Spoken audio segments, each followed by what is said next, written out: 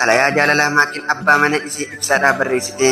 Ani si baruu malee sin jaalladha jedhee yaadee hin beeku. Akkasumas erga wal jaalachuu eegallee sin argadha jedhee amanee hin beeku.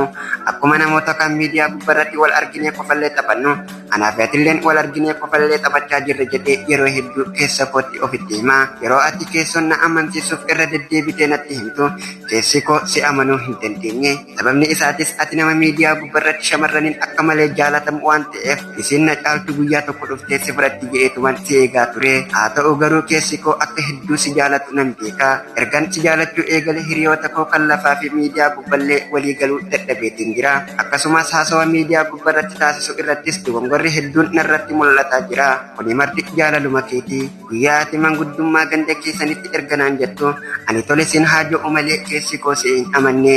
Yeroo manguddoo ganda keenya dheetu keessaa naaf argamtu argu, ani gammachuu fi naasuun bakka takka keessa koo guutte. Yeroo tokko seeqaa, yeroo tokko imimmaan dhangalaasaa. Taa'ee viidiyoo ati naaf ergite laalaa ture. Dhugumatti sammuun koo na boqotte, onneen haara na galfatte, hawwiin koo galma naaf ga'uutu natti mul'ate. Hedduu takkan gammadee, jaalalti fageenyaan hin daangeffamtu jecha jedhulleen harruma hiika naaf argate.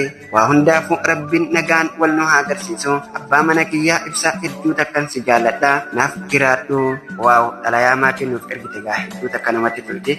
Akkasumas hedduu takka abdii namatti horti.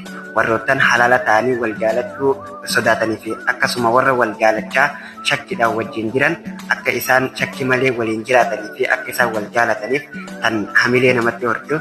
Kanaafuu xalayaa kanarraa waa hedduu baratan jeetiin aman. Kanaaf xalayaan tuyyoo isinitti tolu sheer waliif godha. Akkasumas fuula burqaa laaf istoorii fooloo gochuu hin dagatinaa isiniin ja'a. Waan na dhaggeeffataniif galatoomaa.